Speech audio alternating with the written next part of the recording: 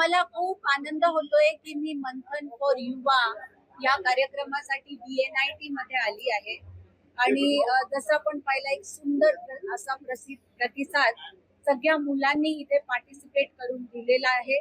त्याच्यात हॅकेथॉन आहे, त्याच्यात वेगवेगळे आयडियाथॉन सारखे एक्झिबिशन्स आहेत, स्टार्टअप एक्झिबिशन आहे आणि पेटंट एक्झिबिशन आहे. तर यात या मुलांची जी क्रिएटिव्हिटी आहे, त्यांचं नॉलेज आहे, त्यांची आयडियाज आहे, समज आहे, ते याद्वारे ते लोकांपुढे आणतायत आणि खूप असे लोक उपयोगी पण त्यांनी असे प्रोजेक्ट पुढे आणले जे जर नीट क्रिस्टलाइज करून इम्प्लिमेंट केले तर आपल्याला सुद्धा ऍज अ सोसायटी फायदा होऊ शकतो. तर खूप छान असं हे पूर्ण एक्झिबिशन अरेंज केलं गेलेलं आहे.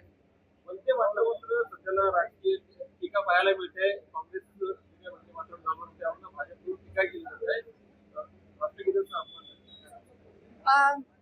पहा, हे वंदे मातरम जे गान आहे ते राष्ट्रगीता बरोबर आपण म्हणायचं असं पार्लिमेंट मध्ये ऍक्ट म्हणून पास झालेलं आहे.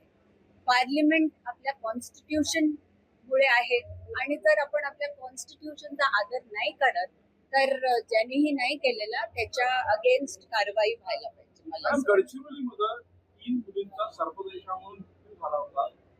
तुम्ही सामाजिक क्षेत्रात काम करता, गंभीर बाबा आश्रमशाळा आदिवासी मुलींच्या बाबतीत काय याच्यात सुधार व्हायला पाहिजे, तुम्ही काय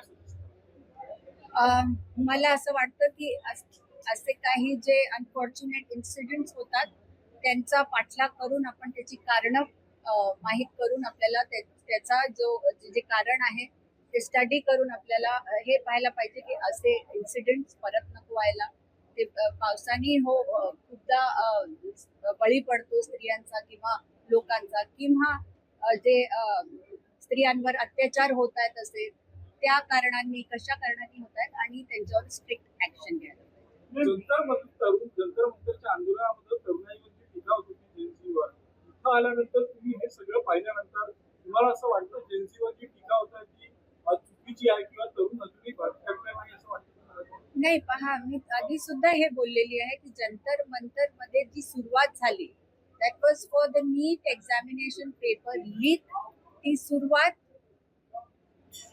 राईट होती, ती करेक्ट डिरेक्शन मध्ये जात होती, पण त्याच्यात मग अँटी सोशल एलिमेंट्स आणि वेगवेगळे अननेसेसरी एलिमेंट्स जॉईन झाले आणि त्यांनी केऑस क्रिएट केला.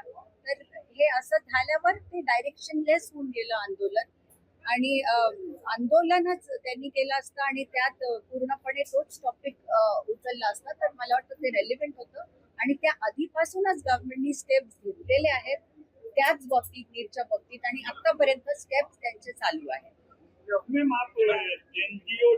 कोकण न्यूज डिजिटलला आताच लाईक, शेअर आणि सबस्क्राईब करा. बेल आयकॉन दाबून सर्व अपडेट्स सर्वप्रथम मिळवा.